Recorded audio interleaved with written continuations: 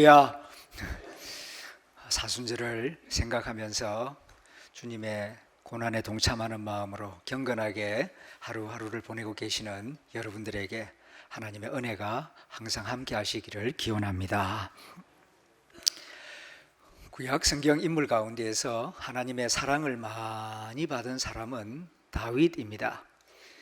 신약 성경 인물 가운데에서 예수님의 사랑을 많이 받은 사람은 베드로입니다. 다윗과 베드로 공통점이 있습니다.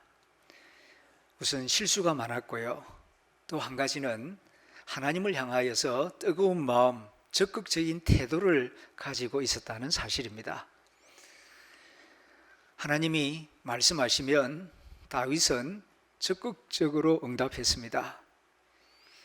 예수님이 요청하시면은 베드로는 맨 먼저 응답하는 사람이었습니다. 그들이 사랑받는 비결이 바로 여기에 있었습니다. 우리가 집에서도 그렇습니다. 모든 자녀가 다 사랑스럽지만은 얘야 하고 부를 때에 예 하고 먼저 대답하고 가까이 다가와서 귀를 기울이는 그런 자녀에게 아무래도 정이 더 많이 가고 고맙게 느껴집니다. 한 걸음 더 나아가서 그들의 입에서 엄마, 아빠 감사해요. 나는 엄마, 아빠의 아들인 것이, 딸인 것이 자랑스러워요. 이런 고백을 해준다면은 정말 있는 거 없는 거 다 아낌없이 주어도 아깝지 않을 정도로 사랑스럽게 느껴질 것입니다. 이런 적극적인 대답과 고백을 했던 인물이 다윗과 베드로였고 그들의 적극적이고 친밀한 성품으로 인하여서 그들은 많은 인물들 가운데에서도 하나님의 사랑을 많이 받는 사람이 되었습니다. 예수님에게 12제자가 있었습니다. 12제자 가운데에서도 베드로의 성격은 열정적이었고 또한 예수님을 뜨겁게 사랑했고 그리고 주님과 함께 하기 위해서는 무슨 일이든지 감당하리라 하는 그런 각오를 가지고 주님을 따랐습니다. 예수님께서 겟세마네 동산에서 기도하시다가 대제사장이 보낸 그 하속 군졸들에 의하여서 체포당하지 않습니까?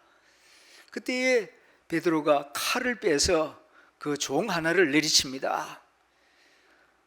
물론 인간적인 혈기입니다만은 베드로는 그렇게 예수님을 사랑했고 예수님을 지키고자 하는 그런 뜨거운 충정심을 가지고 있었습니다. 십자가의 길을 가시기 전날 밤 제자들과 마지막 식사를 하시면서 말씀하시지요. 오늘 밤 너희들이 다 나를 버리고 도망갈 것이다. 그럴 때에 베드로가 또 나서면서 말합니다. 선생님 무슨 말씀하십니까? 다른 이들은 버리고 간다 할지라도 나는 아닙니다. 나는 끝까지 주님 따를 것입니다. 죽는 데라도 함께 할 것입니다. 그렇게 주님을 뜨겁게 사랑했고 믿고 적극적으로 따르고자 했던 제자입니다. 그런데 우리가 아는 대로 불과 몇 시간 후에 그는 매우 비겁한 사람으로 돌변합니다. 불과 몇 시간 전만 해도 죽는 데까지라도 내가 함께 하겠습니다 라고 말했던 수제자 베드로인데 어떻게 이렇게 딴 사람이 되어버릴 수 있단 말인가? 베드로는 반석이라고 하는 칭호를 받았던 제자입니다. 그런데 주님 십자가 지러 가실 때에 그의 결심과 그의 맹세는 모래성처럼 와르르 무너져 버렸습니다. 도대체 그 몇 시간 사이에 무슨 일이 있었던 것입니까? 베드로 심경에 무슨 변화가 일어난 것입니까? 그에게 두려움이 찾아왔습니다. 두려움 앞에서 강건하게 설 수 있는 사람 없습니다. 두려움은 예고 없이 찾아옵니다. 우리에게도 두려움은 갑자기 찾아와서 우리의 마음을 어둡게 하고 불안하게 하고 무능하게 만들어 버립니다. 두려움 없을 때 하는 말과 두려움 있을 때 하는 말은 전혀 다른 말이 되어버리고 마는 것입니다. 사람이 두려움에 붙잡히면은 스스로를 잃어버리게 됩니다. 비겁하게 됩니다. 때로는 거짓말과 변명까지 하는 그런 초라한 사람이 되어버립니다. 베드로가 그랬습니다. 전혀 예상하지 못했던 일이 발생하자 그는 두려워졌고 그 두려움에 붙잡혀서 3년 동안 믿고 사랑하며 따라다녔던 자기 선생님을 나 모르는 사람이라고, 저 사람 모른다고 그렇게 잡아떼는 그런 초라한 사람이 되고 말았습니다. 왜 베드로가 이 지경에 빠지게 되었습니까? 왜 이렇게 두려움의 포로가 되어서 비겁한 사람이 되었을까요? 오늘 본문 가운데 54절 말씀을 자세히 읽어봅니다. 예수를 잡아 끌고 겟세마네 동산에서 기도하던 예수님을 붙잡아가지고 마치 짐승 잡듯이 그렇게 손을 묶어서 그리고 개 끌고 가듯이 그렇게 짐승 끌고 가듯이 대제사장 저택으로 잡아서 마당 안으로 들어갈 때에 그 수제자 베드로는 멀찍이 따라가니라. 어떻게 따라갔다고요? 멀찍이 따라가더라. 이게 무슨 뜻입니까? 멀찍이 안 따라가는 것도 아니고 따라가는 것도 아니고 어중간한 태도, 어정쩡한 태도, 그걸 일컬어서 멀찍이 따라가니라고 성경이 말씀하고 있는 것입니다. 어떻게 보면은 그래도 따라갔으니까 그래도 조금 용기가 있는 것이 아닌가 그렇게도 볼 수 있겠습니다. 왜냐하면 다른 제자들은 다 도망갔는데 그래도 베드로만큼은 그래도 멀찍이라도 따라갔으니까요. 어떻게 하든지 간에 하여튼 이런 부정과 긍정 사이에서 갈등하는 베드로의 모습이 멀찍이라는 이 말 속에 기가 막히게 나타나고 있습니다. 육신을 가진 인간의 사랑은 거리와 비례합니다. 거리가 멀어지면 마음도 멀어집니다. 멀찍이 따라갈수록 주님과 관계도 마음도 멀어질 수밖에 없습니다. 순식간에 멀찍이가 되어 베드로처럼 우리도 다 그렇게 될 수가 있는 것입니다. 요즘 여러분들은 어떻게 신앙생활을 하고 계십니까? 주님 가까이에서 주님과 동행하는 신앙생활을 하고 있습니까? 아니면은 베드로처럼 멀찍이 따라가고 있습니까? 신앙생활도 가정생활도 적당히 하면서 조금 유리하다 싶으면은 한 걸음 앞으로 나오고 조금 힘들고 부담스럽다 싶으면 한 걸음 뒤로 물러서고 그렇게 신앙생활을 하고 있지는 않습니까? 믿지 않는 세상 사람들 앞에서도 조롱과 비난을 각오하고 당신 누구요? 나는 예수생입니다. 나는 교회 다니는 사람입니다. 그렇게 당당하게 밝히고 있습니까? 아니면은 감추고 적당한 거리를 두며 눈치를 보며 따르고 있지는 않습니까? 멀찍이 따르면은 시험과 유혹에 쉽게 빠지게 됩니다. 사단의 표적이 되기 때문입니다. 눈치 볼 필요가 없는데 눈치를 보게 되고 그리고 비겁한 사람이 되고 마는 것입니다. 어두운 밤중에 멀찍이 따라가다가 한 여성이 다가와서 내가 보니까 당신도 저 예수와 한 패가 아니요? 당신 그 예수 제자 아니요? 하고 묻습니다. 그럴 때에 멀찍이 따라가다 보니까 베드로 자신이 그냥 전자동으로 부인하고 맙니다. 여종의 말에 그러소 내가 예수의 제자요 그렇게 인정하면 되는데 비겁하게 예수님을 3번이나 부인하고 맙니다. 주님 가까이 따라갔더라면 부인을 하더라도 대제사장 앞에 서서 부인을 했을 것인데 멀찍이 따르는 바람에 여종 앞에서 수치를 당합니다. 여러분은 어떻습니까? 주님을 멀찍이 따르다가 세상 즐거움, 세상 쾌락 즐기다가 다른 사람이 당신 예수 믿는 사람 아니요? 교회 다니는 사람 아니요? 그런 소리를 들은 적은 없습니까? 그때 여러분들의 대답은 무엇이었습니까? 당당하게 그렇습니다. 나는 하늘 담은 교회 다니는 성도입니다. 그렇게 대답을 하셨습니까? 아니면 베드로처럼 아니요, 아니요, 그렇게 부인한 적은 없었습니까? 멀찍이 따라가는 태도는 어중간한 태도입니다. 미지근한 태도입니다. 영적으로 매우 위험한 태도입니다. 왜냐하면 어중간하게 따라가는 그 사람은 사단마귀의 주된 표적이 되기 때문입니다. 예수를 믿는다는 것은 어떤 것입니까? 예수님을 마음에 영접할 때 우리는 예수님을 주님, 퀴리오스, 주님이라고 고백을 합니다. 주님이라는 말은 주인님, 내 삶의 주인이 내가 아니라 예수 그리스도가 내 삶의 주인이십니다. 이 세상의 통치자는 세상 왕이 아니라 부활 성천하신 예수님이 왕이십니다. 이 고백이 바로 예수 믿는다는 사람의 고백인 것입니다. 예배 드린다는 것은 무엇입니까? 무슨 설교 하나 그냥 한번 들어보자, 그런 태도는 예배 드리는 태도가 아닙니다. 찬송을 부르며 기도하며 설교를 들으며 헌금을 하며 매 순간순간 예수님이 나의 왕이심을 고백하고 엎드려 경배하는 태도로 찬양하고 예수 그리스도를 높이는 시간이 예배하는 시간입니다. 세상 가운데에서도 내 삶의 주인은 예수님이십니다. 그렇게 말로 행동으로 선언하며 사는 생활이 신앙생활인 것입니다.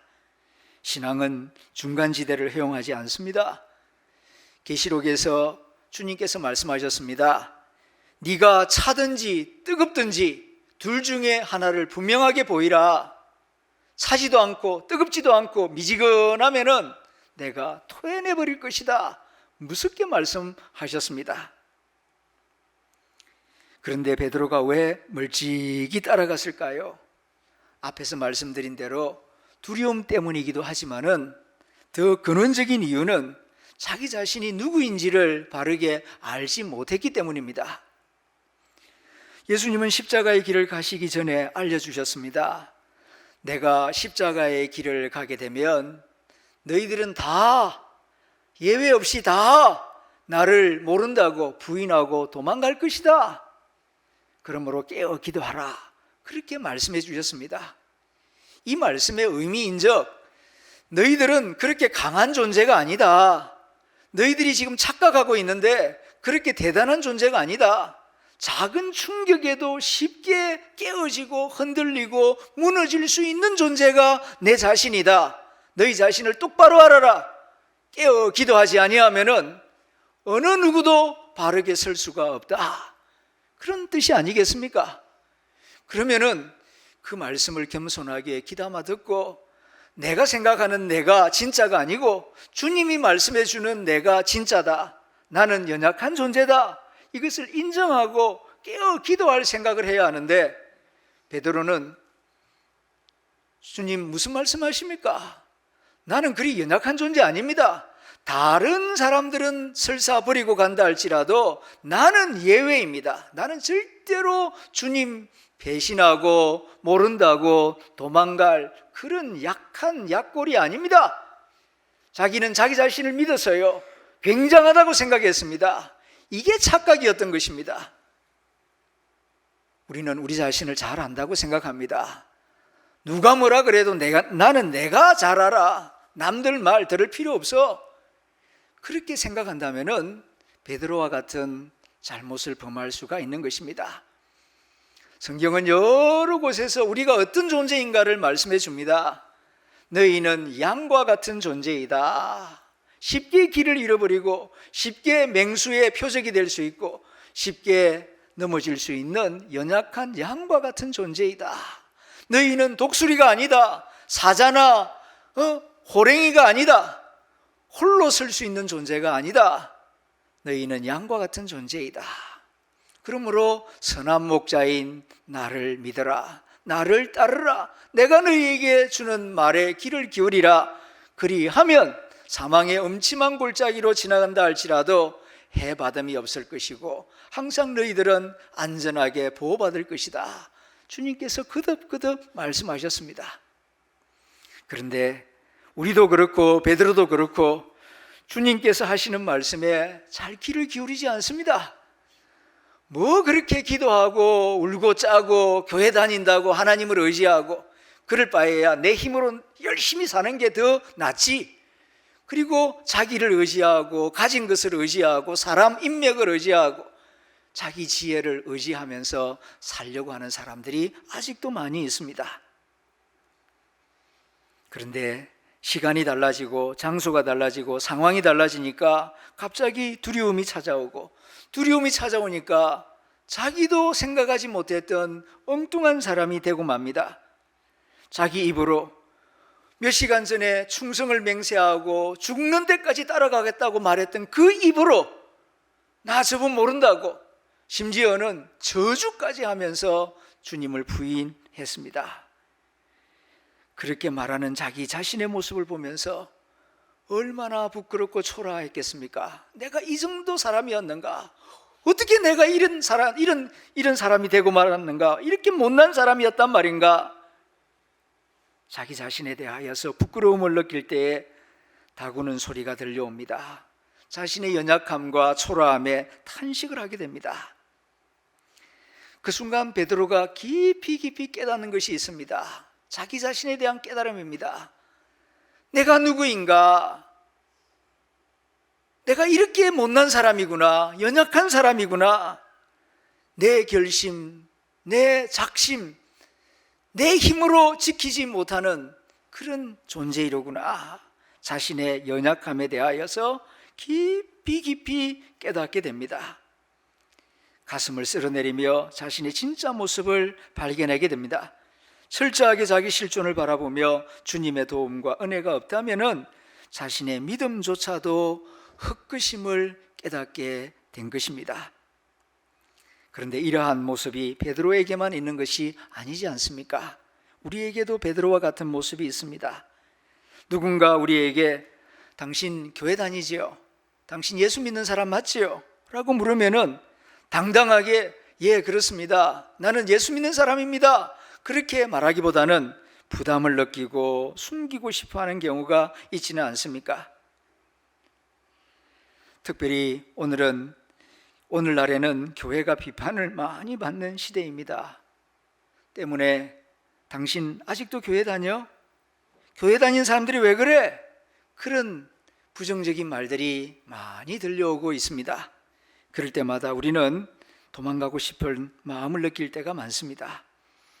그러나 교회 다니는 사람에게 혹 문제가 있을 수는 있어도 우리가 믿는 예수님은 온전하신 하나님이십니다.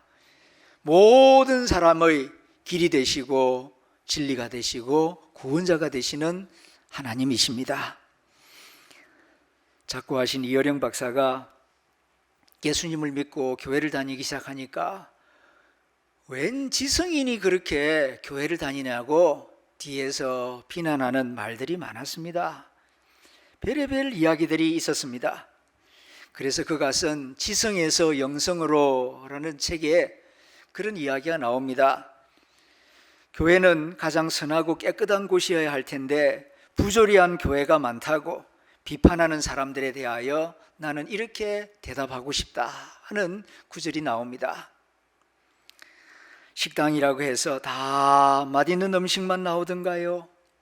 병원에 간다고 해서 다 명의만 있고 모든 병이 다 낫던가요? 극장에 가면은 매번 명화만 보여주던가요? 아니지요. 그래도 배고프면 식당을 찾아가듯이 모든 교회가 다 탈속하고 영적인 것은 아니지만 역시 영원히 배고픈 사람이 찾아갈 곳은 교회가 아니던가요? 부패한 교회가 있다고 해서 교회 가지 말라 하는 것은 병원 의사가 오진하여 환자를 죽였으니 앞으로 병이 나도 병원에 가지 말라는 말과 같은 이치지요. 그래도 교회가 소망입니다. 그래도 교회가 소망입니다. 새벽에 다구는 소리가 들려올 때에 십자가의 길을 가시던 주님이 베드로를 보십니다. 오늘 본문 61절에 있는 말씀입니다. 같이 한번 읽어보겠습니다. 시작. 주께서 돌이켜 베드로를 보시니 베드로가 주의 말씀 곧 오늘 닭 울기 전에 네가 3번 나를 부인하리라 하심이 생각나서 밖에 나가서 심히 통곡하니라. 아멘. 하루 전날 밤 40에 하나 가만 채찍에 맞으셨습니다. 머리에 가시관을 쓰고 홍포를 입고 지금 끌려가고 있습니다. 그렇게 끌려가시는데 뒤에서 베드로가 나 그 사람 모른다고, 그 사람 아는 사람 아니라고 부인하는 베드로의 목소리를 듣고 돌이켜, 주께서 돌이켜 베드로를 보셨다는 것입니다. 이 부분이 너무나 감동적입니다. 그때에 예수님이 보시는 그 눈길이 어떤 눈길이었을까요? 예수님의 눈길과 부인하다가 들킨 베드로의 눈이 딱 마주치지 않겠습니까? 얼마나 부끄럽겠습니까? 베드로는 모른다고 부인하는데 예수님은 그를 보시면서 나는 너를 아는데, 나는 너를 사랑하는데, 긍휼의 눈빛으로 안타까운 마음으로 그를 보시지 않았겠습니까? 베드로는 그때 그 주님의 시선을 잊을래야 잊을 수가 없을 것입니다. 그리고 고개를 휙 돌려서 땅바닥을 쳐다보는데 오늘 닭 울기 전에 네가 3번 나를 부인하리라 하는 말씀이 불현듯이 머리에 스쳐 지나가는 겁니다. 그 순간 그는 밖에 나가서 심히 통곡하니라. 엉엉 울었다는 것입니다. 바로 여기에 가룟 유다와 베드로의 길이 갈라지는 차이가 나타나는 것입니다. 사실 베드로만 예수님 부인한 게 아니죠. 가룟 유다도 예수님을 배신하고 예수님을 부인했지요. 그런데 가룟 유다가 걸어간 길과 베드로가 걸어간 길이 갈라집니다. 다르게 나타납니다. 그 결정적인 차이가 뭐냐 하면은 하나는 울었고 하나는 울지 않았다는 것입니다. 못난 자기 자신에 대하여서 분노가 다 있었어요. 가룟 유다도 예수님이 십자가에 달려 돌아가시는 모습을 보면서 내가 어떻게 선생님을 은30에 팔아먹는 이런 인간이 되었단 말인가. 자기 자신에 대하여 분노하고 그리고 세상에 대하여 분노하고 자기 운명에 대하여 분노하는 그런 마음을 가졌죠. 베드로도 그랬습니다. 3번 부인하고 난 다음 이렇게 초라하고 이렇게 못난 사람이 나란 말인가 화가 나기도 하고 자기 자신에 대한 미움도 있고 분노했습니다. 그러나 한 사람은 분노에서 분노로 끝나고 말았고 한 사람은 분노에서 회개하고 통회하는 눈물로 이어졌다는 것입니다. 여기에 따라서 사람의 운명은 완전히 달라지게 됩니다. 분노는 먼저 자기 자신을 공격하게 되어 있습니다. 분노하게 되면 먼저 내 자신을 공격하게 되고 망가지게 됩니다. 가룟 유다는 그 분노에서 빠져나오지 못했습니다. 그래서 결국은 자기 인생을 스스로 마감하는 그런 사람이 되고 말았습니다. 그러나 베드로는 달랐습니다. 처음에는 베드로도 예수님을 부인하며 도망치려고 했습니다. 그러나 닭 우는 소리를 들으면서 주님 하신 말씀이 생각이 났어요. 오늘 설교를 듣는 성도 여러분, 여러분도 때로는 잘못할 수가 있을 것입니다. 그러나 그때에 베드로에게 들려왔던 닭 울음소리가 저와 여러분의 귀에도 들려오기를 소망합니다. 그리고 그 울음소리와 함께 주님께서 내게 주셨던 말씀이 기억날 수 있는 영성을 지닐 수 있기를 축원합니다.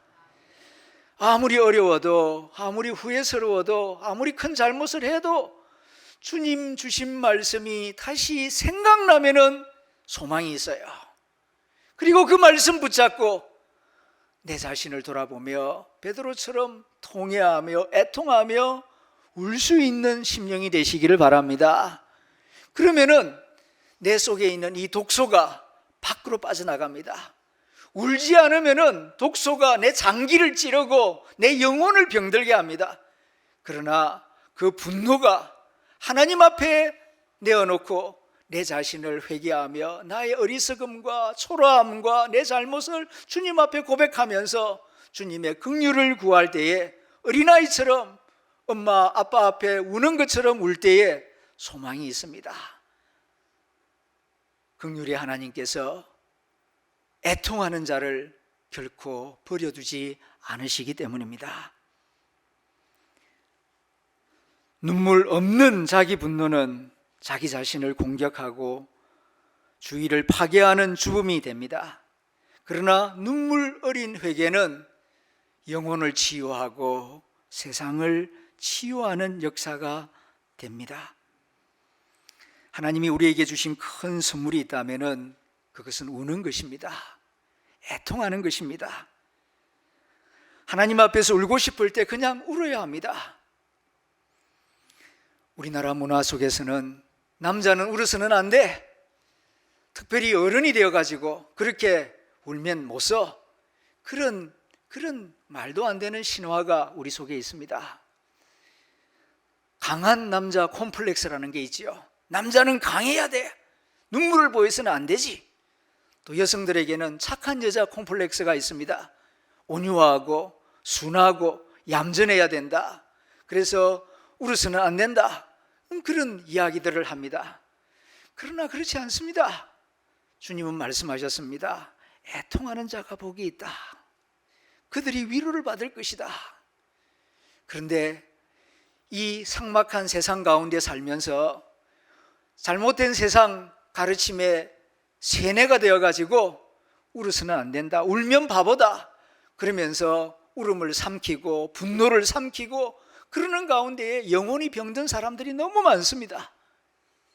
하나님은 하나님의 자녀들이 자기 앞에 나와서 우는 것을 기뻐하십니다. 그래, 잘 왔다. 내 앞에서 울어라. 내가 너를 긍휼히 여기겠다 말씀하십니다. 살다 보면은 우리가 삶의 한계성을 느낄 때가 많습니다. 내가 상처를 받는 경우도 많지만은 내가 부지불식간에 상처를 주며 사는 경우도 많아요. 잘하고 싶은데 잘 안 되는 경우가 많습니다. 실존의 한계성을 느낄 때가 많습니다. 그때는 어떻게 하면 좋습니까? 그저 우는 것입니다. 하나님 앞에서 울면 됩니다. 나는 아무것도 아니라고, 나는 별 볼 일 없는 사람이라고, 내가 해봐도 잘 안 된다고요. 사랑하려고 해도 사랑이 없다고, 내 가슴 속에는 용기를 가지려고 해도 용기가 없다고, 나는 비겁합니다. 도망가려고 했습니다. 거짓말하려고 했습니다. 하나님 앞에서 정직하지 않습니다. 있는 모습 그대로 고백하면서 울면 되는 것입니다. 바로 그때 하나님이 우리를 치유하시고 회복시켜 주십니다. 그분 앞에 다시 나올 때에 우리가 사랑의 회복을 경험하게 될 것입니다. 베드로가 바로 이 은혜를 경험했습니다. 이렇듯이 나 자신을 위해서 울기 시작하면 내 영혼이 치유됩니다. 내 가족을 위하여 울기 시작하면 가족 가운데 치유의 역사가 일어날 것입니다.